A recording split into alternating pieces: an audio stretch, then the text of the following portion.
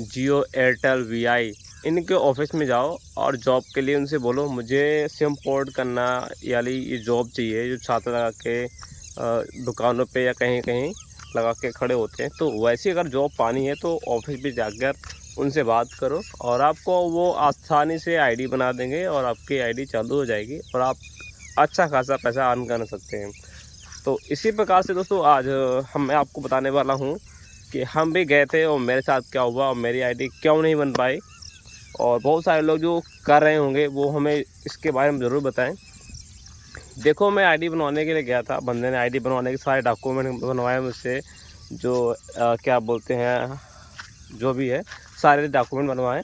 और बनवाने के बाद में जब मैं वहाँ पर पहुँचा कि भाई साहब मेरी आईडी बनवा दो, तो वो मुझे टरकाता रहा और मुझे बगैर बताए उसने एक एयर फाइबर मेरे नाम से किसी और को किसी और लोकेशन पे उसने बुक कर दिया।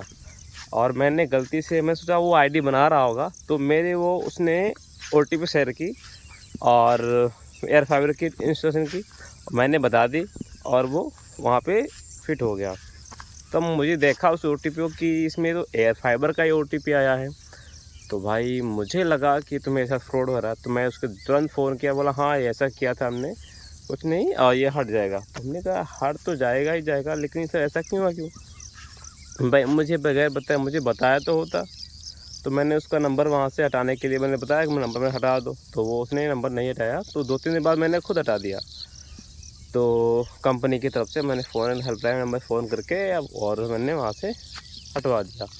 अब वो बंदा मेरी आईडी नहीं बना रहा है, अब बोल रहा है, सीधे मना कर रहा है कि मैं आईडी आपको नहीं बनाऊंगा, क्योंकि मैं भाई इलीगल काम करना नहीं चाहता था और उसने मेरे साथ मतलब बगैर आईडी बनवाए कुछ भी किए उसने मेरे साथ इलीगल काम कर दिया। तो भाई वो मेरे बंदा इसलिए आईडी नहीं बना रहा है और मेरी आईडी सब कुछ मतलब मित्र आईडी बन चुकी है सब कुछ, बस पोर्ट वाली आईडी रह गई है और सीधा मना कर रहा है। हो सकता है मैं अगर हेल्पलाइन नंबर से फिर से कॉल करूं तो मेरी उनसे बात हो जाएगी और वो करवा सकते हैं मैं, लेकिन मैं ऐसा करूंगा नहीं ज़्यादा करके, क्योंकि मुझे पसंद भी नहीं काम। छोड़ो हटाओ, अगर आपको करना है तो सबसे पहले आपको इन बातों का ज़रूर ध्यान रखना चाहिए।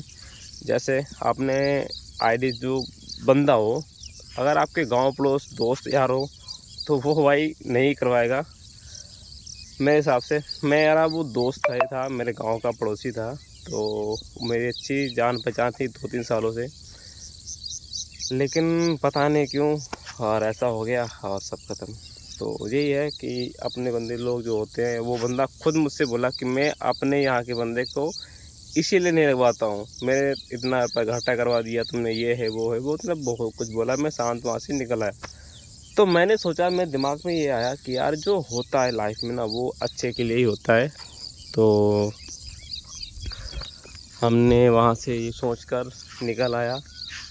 अभी हमें डिमांड में भी जॉब मिल रही थी, तो हमने वहाँ पर भी जॉब नहीं ले पाया। दोबारा फिर से मेरे पास एक ऑफ़र आया, अच्छी सैलरी थी इसमें, तो वहाँ पर भी मैं नहीं कर पाया। तो मैं फिर सोचता हूँ यार, होता है वो अच्छे के लिए होता है। अब आगे जो या जॉब मिलेगी या काम करूँगा, जो अपना बिजनेस स्टार्टअप करूँगा, जो भी है मुझे कुछ नहीं पता आगे क्या करने वाला हूँ, लेकिन हाँ मैं आगे बढ़ता रहूँगा इससे कुछ ना कुछ और देखते हैं क्या होगा आगे। फ़िलहाल अगर आपको जॉब वगैरह कहीं करनी है तो गाँव में एरिया में करो, काफ़ी अच्छा रहता है। वैसे तो अभी खेती किसानी मैं भी कर रहा हूँ। ये देखो काफ़ी अच्छी फसल इसमें अब लगने वाली है। धान जुताई हो चुकी है, बारिश भी हो चुकी है। अब कुछ ही दिनों में सब धान वगैरह लग जाएंगे। देख सकते हैं पूरा हरा भरा सब दिख रहा है, नहर के किनारे भी। ये देखो कितना अच्छा लग रहा है ना, बिल्कुल हरा भरा। कल बारिश हुई है, परसों बारिश हुई है, मतलब हमने करीब 5,000 रुपये लगा करके केवल बीज और खाद की बात कर रहा हूँ। और 1 बीघा खेत में हमने मक्का बुआ दी थी।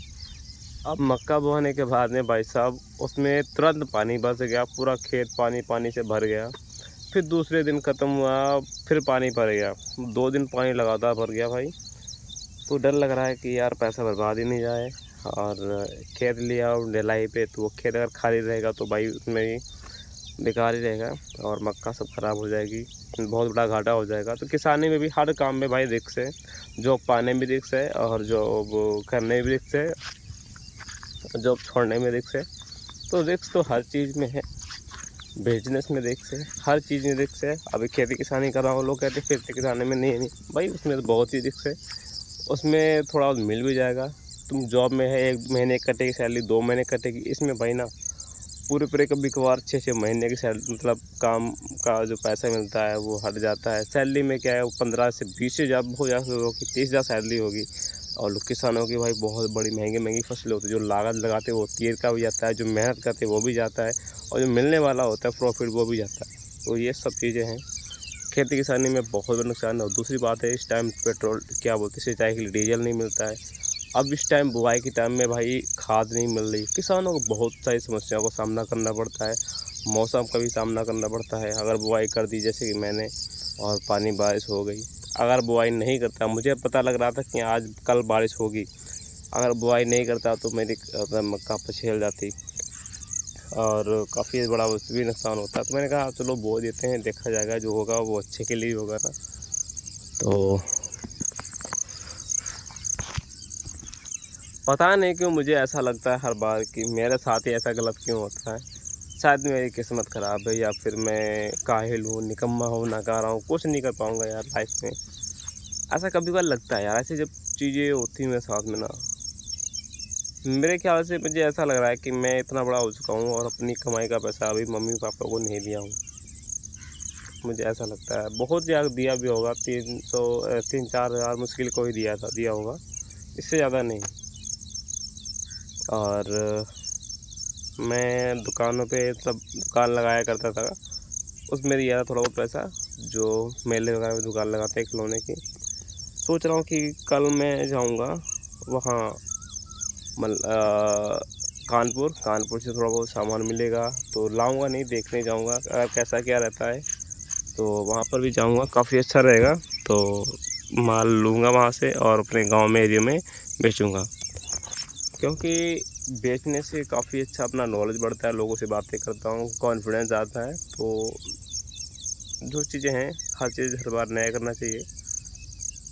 ट्राई कर रहा हूँ, देखता हूँ कैसा मतलब रहेगा एक्सपीरियंस। और अपने हिसाब से तो मैं तो अच्छा ही कर रहा हूँ। कानपुर जाऊँगा, वहाँ से माल खरीदूँगा। और जो मैं गाँव में जो सबसे ज़्यादा बिक्री में कर सकता हूँ, मुझे लग रहा है कि इलेक्ट्रॉनिक आइटम बिकेगा, क्योंकि यहाँ पे इतना ज़्यादा इलेक्ट्रॉनिक आइटम बिकता नहीं है। मोबाइल गैजेट्स हो गए, बहुत सारी चीज़ें होती हैं, तो ये चीज़ें बिकेंगी यहाँ पे। तो मैं वहाँ से लाऊँगा खरीद के और यहाँ पे गाँव में बेचूँगा। बिकेगा, पक्का बिकेगा, मेरे विश्वास से बिकेगा, लेकिन इसके लिए पैसा चाहिए, लोकेशन चाहिए, हर चीज़ अलग-अलग जगह पे मतलब दिखती है। तो मेरे ख्याल से ये चीज़ मेरे लिए सही रहेगी। तो आज दिमाग में ऐसा आया तो मैंने सोचा आप लोगों को बता दूँ। ठीक है, आज के लिए इतना ही, मिलते हैं अगले वीडियो तक के लिए। जय हिंद, बाय बाय। वीडियो पसंद आया वीडियो को लाइक करना, सब्सक्राइब करना और कमेंट के जो बताना वीडियो कैसा लगा हमारा।